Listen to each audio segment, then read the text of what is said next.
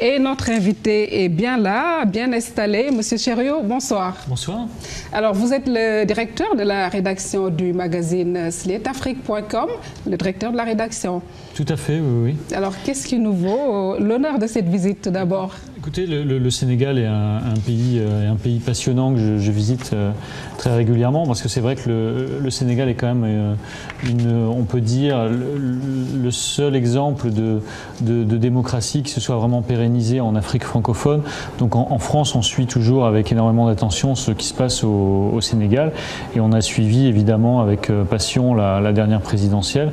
Et j'étais à Dakar au moment de l'élection présidentielle. Donc c'est vrai que je viens très régulièrement au Sénégal.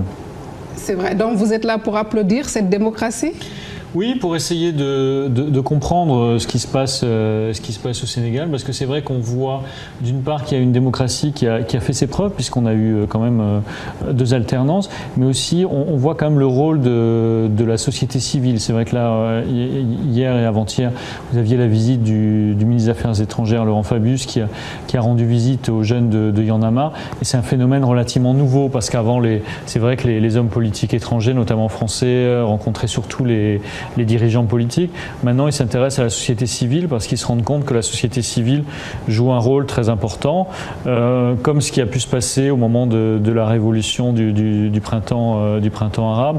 On voit que la société civile, notamment les jeunes, peuvent empêcher des dérives autoritaires de certains pouvoirs. Ok, alors Slate Afrique, on sait qu'il est également, ce magazine, bien au fait de l'actualité africaine. Par rapport à la sortie du diplomate français Laurent Bigot sur la crise malienne, quelle analyse faites-vous de cela, puisqu'il a fait une sortie fustigeant justement la corruption dans ce pays? Quelle analyse vous en faites?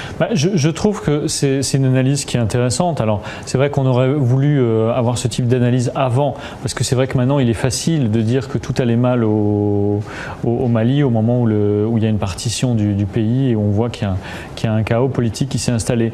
Mais ce qui est vrai, et ça tout le monde d'ailleurs doit faire son mea culpa, même les journalistes, c'est vrai qu'on avait vanté la démocratie malienne sans vraiment se demander s'il y avait les fondements de la démocratie. C'est-à-dire que, pour être un peu plus précis, c'est vrai qu'on sait qu'il y a un certain nombre d'éléments qui sont importants pour avoir une démocratie, notamment le fait qu'il y ait une réelle classe moyenne. Et une classe moyenne qui existe au Sénégal et des populations éduquées, qui font que ces populations ne vont pas voter pour celui qui leur a offert un sac de riz, comme ça peut se passer dans d'autres pays. Ce genre de situation peut arriver aussi dans un pays comme le Sénégal, mais disons que ce n'est pas majoritaire.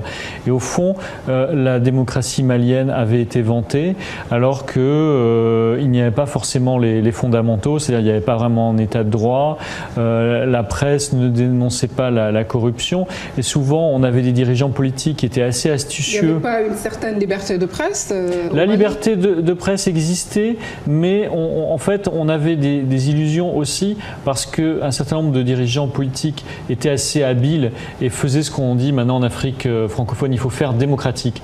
Parce qu'un certain nombre de pays aussi dépendent énormément des subventions occidentales, donc veulent donner des gages aux occidentaux.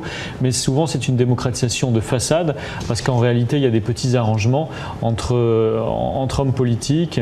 Il y a aussi une corruption qui peut s'installer, qui fait qu'au moment où la démocratie est menacée, le petit peuple n'a pas forcément envie de défendre la démocratie, parce que se dit au fond, qu'est-ce que cette démocratie nous a apporté?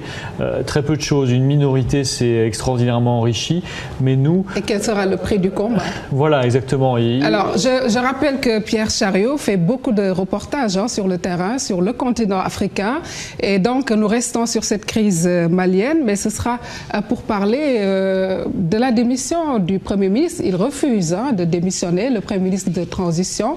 Alors, malgré cette pression du Front Uni, est-ce que c'est possible que la pression puisse monter? Oui, la pression va sans doute monter. Alors après, ce qui est assez étonnant, c'est qu'on a quand même une situation avec une classe politique qui semble vraiment se battre pour défendre ses précarés à l'intérieur de la capitale, mais qui semble très peu se préoccuper de ce qui se passe dans le reste du pays. Et c'est vrai que notamment les populations du Nord ont lancé un certain nombre d'appels au secours, parce que certaines populations du Nord vivent très mal l'occupation et le rôle que joue AQMI, un certain nombre d'islamistes. islamistes? Et est-ce que la classe politique se préoccupe vraiment de ce qui arrive à la société civile, ou est-ce qu'elle n'essaie pas de défendre ses précaires et ses prébendes? C'est une question que beaucoup d'observateurs se posent. Et il faut bien savoir que à la fois les autres pays du continent, mais aussi les Occidentaux, ne voudront pas intervenir s'ils ne sentent pas un minimum de mobilisation de la part de cette fameuse classe politique. Oui, je rappelle donc qu'un deadline est prévu et imposé par la CEDEAO pour un gouvernement d'union nationale le 31 juillet.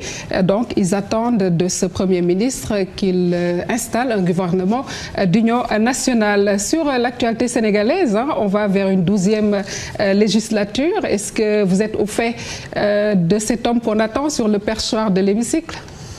Oui, c'est vrai que moi je suis de longue date la carrière de Moustapha Niasse, parce que c'est vrai qu'il a joué un rôle très important. Vous pensez que ce sera Moustapha Niasse? Il me semble qu'il fait partie de... Voilà, ce sont des spéculations. Alors c'est pas encore déterminé, mais c'est vrai que Moustapha Niasse a joué un rôle très important dans la vie politique sénégalaise, à la fois parce qu'il a quand même permis une première alternance, il a aussi permis d'une certaine façon une deuxième alternante. Donc il joue un rôle important. Après, la question qu'on peut se poser, c'est est-ce qu'il n'est pas important aussi qu'une nouvelle génération d'hommes politiques au Sénégal puisse aussi avoir leur chance? Parce que c'est vrai qu'il y a ces dernières années, on avait vu le président Wade qui est un homme politique brillant, mais qui a eu du mal à quitter le pouvoir. On a vu la génération de Moustapha Niasse. Donc c'est vrai que cette génération a joué un rôle important. Et maintenant, est-ce qu'il n'y a pas une nouvelle génération qui peut émerger? C'est aussi une question que se posent les observateurs. Parce que souvent en Afrique, la difficulté, c'est souvent de préparer les nouvelles générations. On a vu la situation de la Côte d'Ivoire. Au fond, c'est vrai qu'Houphouët-Boigny avait plutôt un bon bilan, mais au final, il n'a pas su quitter le pouvoir à temps et il n'a pas su préparer sa succession. Et c'est vrai que c'est un petit peu une maladie du continent aussi, ne pas vouloir quitter le pouvoir et ne pas pouvoir préparer sa succession. Alors, Laurent Chériot, avant de parler de vos ouvrages, vous êtes également écrivain. On va parler du dossier Bissau-Guinéen. Vous le maîtrisez? Oui, alors c'est vrai que c'est un dossier qui est particulièrement intéressant, même si c'est vrai que souvent on parle très peu de la Guinée-Bissau parce que les gens disent que c'est un petit pays. Mais c'est un pays qui est particulièrement intéressant parce que beaucoup d'observateurs se sont demandé s'il ne s'agissait pas du premier narco-État du continent. Alors la question qu'on peut se poser, c'est pour qu'il y ait un narco-État, il faudrait d'abord qu'il y ait un État. Et beaucoup d'observateurs se demandent c'est quand même un État, hein? Oui, alors mais toutes les prérogatives de l'État, une police qui fonctionne, un état de droit. C'est vrai que les fondamentaux sont pas forcément là. On le voit d'ailleurs quand on voit à Bissau, souvent on nous dit que le président ne dort pas dans le palais présidentiel qui a été détruit, qu'on ne sait jamais où il est, parce que la sécurité du président n'est pas assurée, comme on a pu le voir un certain nombre de fois ces dernières années. Alors quel avenir politique pour ce pays? Alors c'est une question qui est très complexe. Moi je pense qu'il faut arrêter d'avoir une vision trop parcellaire. C'est-à-dire, au fond, il faut arrêter de se dire trouvons une solution au problème de la Guinée-Bissau uniquement en Guinée-Bissau ou trouvons une solution au problème du Mali uniquement au Mali. Parce que ce qu'il faut bien voir, c'est quand un pays comme la Guinée-Bissau, par exemple, est déstabilisé, ça déstabilise toute la sous-région. Tous ces problèmes de narcotrafic qu'on peut trouver dans les deux Guinées risquent d'entraîner une criminalisation d'une partie importante de l'économie ouest-africaine. Et on voit aussi que la montée des islamistes au Nigeria ou au Mali menace aussi l'ensemble du continent.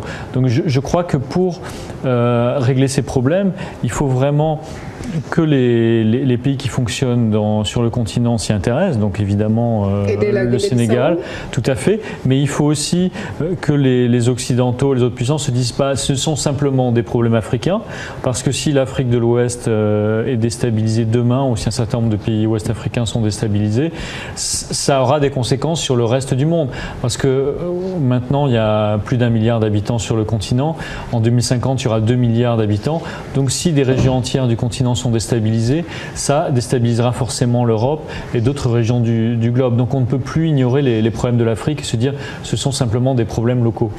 Ne pas les ignorer, mais ne pas faire d'ingérence, comme l'a souligné tout à l'heure le diplomate français Laurent Fabius. Alors, juste une minute pour parler de vos ouvrages. En plus d'être journaliste, vous êtes écrivain. À quand une prochaine publication? On sait que vous êtes passionné de séries noires. Oui, je vais publier un livre, mais cette fois-ci, ce ne sera pas un roman, ce sera un livre dans lequel je raconterai mon voyage entre Dakar et Paris, parce que Le Monde m'avait demandé de faire une série de reportages où je racontais mon voyage entre Dakar et Paris. Donc ce sera plus un carnet de voyage qui sera publié l'année prochaine. Et je vais aussi publier un roman l'année prochaine qui se passera essentiellement en Afrique de l'Ouest et notamment au Sénégal, parce que je trouve que c'est un pays vraiment passionnant. L'histoire des séries noires, c'est toute une histoire pour Laurent Chériot. Oui, tout à fait. C'est vrai que je trouve que souvent les romans noirs, c'est une façon de très bien décrire la société et dans laquelle on vit, et de faire partager les aventures et les joies et les peines aussi qu'on a eues dans un certain nombre de pays. Parce que si j'écris un essai sociologique ou de politologue sur l'Afrique de l'Ouest, très peu de gens vont le lire. Alors que si c'est de la fiction, beaucoup plus de gens vont pouvoir rentrer dans ce type de récit. En tout cas, Pierre, bon vent pour l'écriture. Pierre, j'ai écorché plusieurs fois votre nom en vous appelant Laurent. Peut-être que vous n'êtes pas rendu compte. Si, je m'en suis rendu compte, mais c'est pas grave. Merci. Je sais qu'au Sénégal, on a l'habitude de rebaptiser les gens, donc on peut tout à fait me rebaptiser Laurent, ça ne me dérange pas. Merci en tout cas, Pierre Chériot, qui est le directeur de la rédaction de SlateAfrique.com et qui était dans nos murs, qui est là encore au Sénégal, un pays qu'il connaît bien. En tout cas, merci d'être venu nous voir. Mesdames, Messieurs, c'est la fin de cette édition. Merci à Daniel Diouf pour la réalisation rédactionnelle, Vieux Diouf à la partie technique, et bon début de semaine à tous.